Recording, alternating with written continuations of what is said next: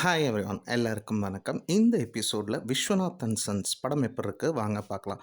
படத்தோட கேஸ்டிங் அப்படிங்கும்போது சூர்யா, மம்தா பைஜு, ராதிகா சரத்குமார் போன்றோர் நடித்திருக்காங்க. இந்த படத்தை வெங்கட் அல்லுரி எடுத்திருக்காரு. ஜிவி பிரகாஷ் மியூசிக்கல் ஸ்கோரிங் பண்ணியிருக்காரு. சினிமோட்டோகிராஃபி நிமிஷுங்கிறவர் ஹேண்டில் பண்ணியிருக்காரு. விஸ்வநாதன் அண்ட் சன்ஸ் படத்தின் கதை அப்படிங்கும்போது படத்தின் நாயகனான சூர்யா பிஸ்னஸில் ஒரு பெரிய கிங் மேக்கராக இருக்கார். அட் தி சேம் டைம் பார்த்திங்கன்னா கன் ஷூட்டிங்கில் ஒலிம்பிக் மெடல் வாங்கின ஒரு பர்சனாக இருக்கார். அப்படி இருக்க இவங்க தொழிலை ஜெனரேஷன்ஸாக பண்ணிகிட்ருக்காங்க. அதில் சூர்யா இந்த கரண்ட் ஜென்ரேஷனில் பண்ணிகிட்ருக்காரு. அவர் ஒரு கல்யாணம் ஆகாத ஒரு நபராக இருக்கார். அவங்க அம்மாவா ராதிகா சரத்குமார் இருக்காங்க. அப்படி இருக்க ராதிகா சரத்குமாருக்கு என்னென்னா சூர்யாவுக்கு கல்யாணம் ஆகி வம்சம் விருத்தி ஆகணும், தொடரணும்னு நினைக்கிறாங்க. வேறு சூர்யாவுக்கு கல்யாணத்தில் இன்ட்ரெஸ்டே இல்லாமல் இருக்குது.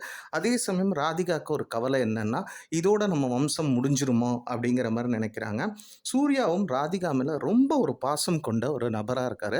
அதனால அவங்க அம்மாவோட ஆசையை நிறைவேற்றணுங்கிறதுக்காக ஒரு சரகேட் மதரை வச்சு ஒரு குழந்தைய அவர் பெற்றுக்கிறாரு. அப்படி இருக்க எல்லாமே நல்லா போயிட்டு இருக்கும்போது அந்த குழந்தைக்கு ஹெல்த் ரிலேட்டடாக போன் மேரோ டிரான்ஸ்பிளான்டேஷன் பண்ணுற ஒரு சுச்சுவேஷனுங்கிறது வருது. அப்போ இதுக்கான டெஸ்ட் அப்பா அந்த குழந்தையோட அப்பாட்டையும் சரி அம்மாட்டையும் எடுப்பாங்க. அப்பாவோட அந்த விஷயம் மேட்ச் ஆகாதனால இவர் பெற்றுக்கிட்டது ஒரு சரகேட் மதர் மூலியமா. அதனால அந்த மதரை சரகேட் மதர்கிட்ட அது மேட்ச் ஆகும். ஸோ தட் இந்த குழந்தைக்கு ஹெல்த் ரிலேட்டட் இஷ்யூவை சார்ட் அவுட் பண்ணிடலான்னு சரகேட் மதரை தேடி சூர்யா போகிறாரு. அது யார் அப்படின்னு பார்த்தீங்கன்னா மம்தா பைஜு தான்.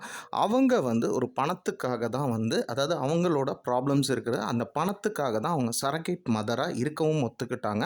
அதே சமயம் சூர்யா அவங்கள போய் பார்க்கும்போது அவங்களுக்கு சில ஃபினான்ஷியல் ப்ராப்ளம்ஸ் இருக்குது, அதுலேருந்து வெளியே வரணுங்கிறதுக்காக இந்த போன் மேரோ டிரான்ஸ்பிளான்ட்டுக்கு மம்தா பைஜு ஒத்துக்கிறாங்க. அவங்க ஒரு ஃபாரின் கண்ட்ரியில் இருக்காங்க. அப்படி இருக்க அவங்க இந்தியாவுக்கு வராங்க.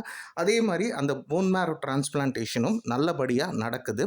At the same time Surya Mamta பைஜுட்ட என்ன சொல்கிறாங்கன்னா யார்ட்டையும் அட்டாச் ஆகாத, ஏன்னா நீ திரும்பி போகிற ஒரு ஆள், நீ அட்டாச் ஆகிட்டானா நாளைக்கு குழந்தைய வளர்க்குறது கஷ்டங்கிற மாதிரி நினைக்கிறாரு. ஆனால் மம்தா பைஜு இந்தி மீன் டைமில் சூர்யாவை அப்சர்வ் பண்ணி சூர்யாட்ட இருக்கிற நல்ல குணங்கள்லாம் அவங்களுக்கு பிடிச்சி இந்த குழந்தையோடைய இருக்கணும்னு அவங்க நினைக்கிறாங்க. வேறு சூர்யாவுக்கு மேரேஜில் பெரிய இது கிடையாது நம்பிக்கை. காரணம் என்னென்னா அவங்க ஃபேமிலிக்குள்ளே நடந்த சில விஷயத்தினால அவர் மேரேஜுங்கிற அந்த ஒரு விஷயத்துக்குள்ளேயே போகாத ஒரு ஆளாக இருக்காங்க. அப்படி இருக்க மம்தா பைஜு திருப்பி அவங்க அந்த ஃபாரின் கண்ட்ரிக்கு போனாங்களா? அதே சமயம் சூர்யா வாழ்க்கையில் இந்த குழந்தைய மெயின்டைன் பண்ணணும்னா அந்த தாயும் அட்டாச் ஆகிட்டாங்கும்போது தாய் இல்லாமல் சூர்யா எப்படி குழந்தைய மெயின்டைன் பண்ணுவார்? இன்னொன்று ராதிகா சரத்குமாருக்கு தன்னோட வம்சம்ங்கிறது விருத்தியாகி நல்லா இருக்கணும், அதே சமயம் சூர்யாவும் கல்யாணம் பண்ணிக்கணும்னு நினைக்கிறாங்களே, இந்த கனவு எல்லாமே நிறைவேறிச்சா இல்லையா? இது எல்லாத்துக்கும் ஆன்சர் கொடுக்குற படமாக அமையிறது தான் விஸ்வநாத் அண்ட் சன்ஸ். இப்போ படத்துடைய ப்ளஸஸ் அப்படின்னு பார்த்தீங்கன்னா சூர்யாவோட பர்ஃபார்மன்ஸ் நிச்சயம் ஒரு பிஸ்னஸ் மேக்னட்டாக அவரை அந்த ஆட்டிடியூட் காட்டுற ஒரு விஷயமா இருக்கலாம். அதே மாதிரி அவங்க அம்மாட்ட இருக்கிற அந்த எமோஷன்ஸாக இருக்கலாம், அந்த குழந்தைகிட்ட பிஹேவ் பண்ணுற விதமாக இருக்கலாம், மம்தா பைஜூட்ட பிஹேவ் பண்ணுற விதமாக இருக்கலாம். சூப்பர் பர்ஃபார்மன்ஸ் சூர்யா கொடுத்துருக்காரு அப்படின்னே சொல்லலாம். அடுத்து அவருக்கு நிகராக நிற்கிறது யாருன்னா மம்தா பைஜு. அவங்க பண்ணுற சின்ன சின்ன சேட்டைகள், க்யூட் மொமெண்ட்ஸ் எல்லாமே படத்தில் சூப்பராக ஒர்க் ஆகிருக்கு. அதே மாதிரி ராதிகாவோட பர்ஃபார்மன்ஸும் பார்த்திங்கன்னா ஒரு சீனியர் ஆக்டருங்கிறத ஒவ்வொரு ஃப்ரேம்லேயும் சரி, அதே மாதிரி சூர்யாவுக்கும் அவங்களுக்கும் இருக்கிற எமோஷனை அந்த காட்டுற விதத்துலேயும் சரி சூப்பர் பர்ஃபார்மன்ஸ் கொடுத்துருக்காங்க. அடுத்து மற்றபடி பார்த்திங்கன்னா சுனில் ரெட்டி நிறைய பேர் நடிச்சிருக்காங்க. எல்லாமே இந்த படத்துக்கு என்ன தேவையோ அதை நீட்டாக ஸ்க்ரீனில் கொடுத்துருக்காங்க அப்படின்னே சொல்லலாம். அடுத்து இந்த படத்தில் பேக்ரவுண்ட் ஸ்கோரிங்கை பொறுத்த வரைக்கும் ஜிவி கம்போசிங் சூப்பராகவே ஒர்க் ஆகிருக்கு. அதாவது ஒரு ப்ரீஸி ஃபேமிலி என்விரான்மெண்ட்டில் நடக்கக்கூடிய கதைக்கு எந்த மாதிரி பேக்ரவுண்ட் ஸ்கோரிங் கொடுக்கணுமோ அதை நீட்டாக கொடுத்துருக்காரு.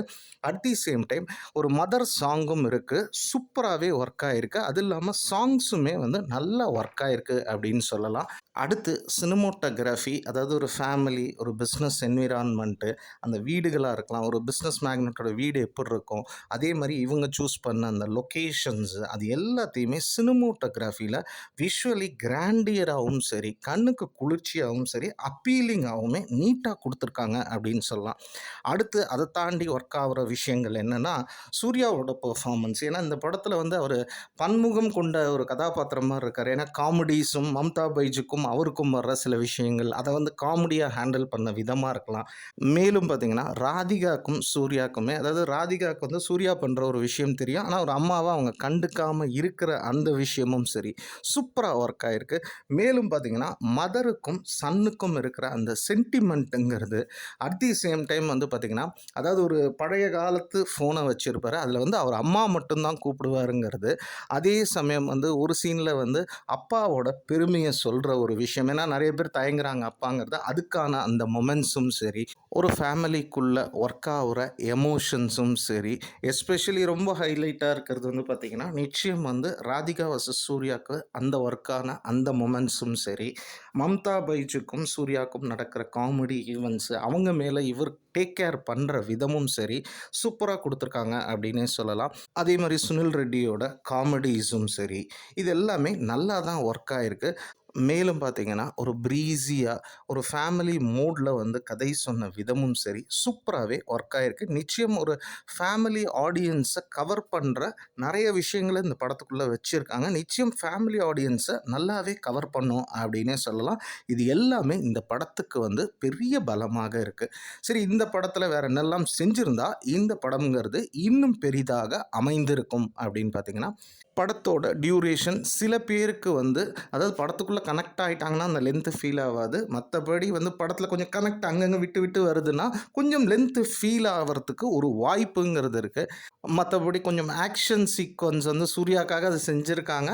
படத்தில் அது வந்து மேட்ச் பண்ணி தான் கொண்டு வந்திருக்காங்க. கொஞ்சம் அதை இது பண்ணியிருந்தீங்கன்னா கம்ப்ளீட் ப்ரீஸி ஃபேமிலியாக போயிருக்கோம் அப்படின்னே சொல்லலாம். இதெல்லாம் தாண்டி விஸ்வநாதன் அண்ட் சன்ஸ் படம் எப்படி இருக்குது அப்படின்னு பார்த்தீங்கன்னா, சூர்யா பிஸ்னஸ் மேன், படத்தில் வந்து நம்பர் 1 பிஸ்னஸ் மேனாக இருக்கார். அதே சமயம் அவர் சிங்கிளாக இருக்கார். அவங்க அம்மா வந்து இவரோட இந்த வம்சம் முடிஞ்சிடக்கூடாது அப்படின்னு நினைக்கிறாங்க. அவங்க அம்மா மேலே இவர் ரொம்ப பாசம் கொண்டதுனால அவங்க அம்மா ஆசையை நிறைவேற்றணுங்கிறதுக்காக த்ரூ சரகேட் மதர் மூலியமாக ஒரு குழந்தைய கொண்டு வர்றாரு. அந்த குழந்தைக்கு வந்து ஒரு மெடிக்கல் இஷ்யூங்கிறது வருது. அப்போ அந்த சரகேட் மதர் தான் அதுக்கு வந்து சப்போர்ட் பண்ணுற மாதிரி ஒரு சுச்சுவேஷனில் சூர்யா அவங்கள கூட்டிகிட்டு வர்றாரு. அப்படி இருக்க அந்த சரகேட் மதர் இவங்க ஃபேமிலியுடைய தங்குற ஒரு சூழ்நிலை வருது. அப்போ அவங்க வந்து எல்லாத்தோடையும் நல்லா அட்டாச் ஆயிடுறாங்க. இந்த விஷயம் முடிஞ்சோடனே சூர்யா அவங்க லைஃப்பில் கண்டினியூ பண்ணணும் அப்படிங்கிற மாதிரி நினைக்கிறார். அப்படி இருக்க சரகேட் மதராக வந்தவங்க இவங்களோட லைஃப் ஸ்டைல் பார்த்து இவங்களோட இருக்கணும்னு நினைக்கிறாங்க. அப்படி இருக்க கதைங்கிறது எப்படி நகருது அப்படின்னு பார்த்தீங்கன்னா, சரகேட் மதர் அவங்க லைஃப்பில் திருப்பி போனாங்களா, இல்லை இந்த ஃபேமிலியோட ஸ்டே பண்ணாங்களா, அதே மாதிரி சூர்யாவோட அம்மாவுக்கு வந்து பார்த்திங்கன்னா அவருக்கு எப்படியாவது கல்யாணம் ஆகணும்னு நினைக்கிறாங்களே அந்த விஷயம் வந்து ஃபுல்ஃபில் ஆச்சா இல்லையா, இது எல்லாத்தையுமே ஒரு ஃபேமிலி என்விரான்மெண்ட்டில் நல்ல எமோஷன்ஸோட, நல்ல காமெடியோட, நல்ல விஷுவல் அப்பீலோட, நல்ல மியூசிக்கல் ஸ்கோரிங்கோட வெளியே வரும்போது நமக்கு ஒரு சாட்டிஸ்ஃபேக்டரி ஃபீல் கொடுக்குற ஒரு படமாக முடியறது தான் விஸ்வநாதன் அண்ட் சன்ஸ். படத்தோட சென்சார் சர்டிஃபிகேஷன் பார்த்திங்கன்னா யூஏ சர்டிஃபைடு தான். மேலும் ஒரு புதிய திரை விமர்சனத்தில் உங்களை வந்து சந்திக்கிறேன். எங்களோட திரை விமர்சனங்கள் பிடிச்சிருந்தா லைக் பண்ணுங்கள், தெரிஞ்சவங்களோட ஷேர் பண்ணுங்கள், சேனலை சப்ஸ்கிரைப் பண்ணுங்கள். நன்றி, வணக்கம்.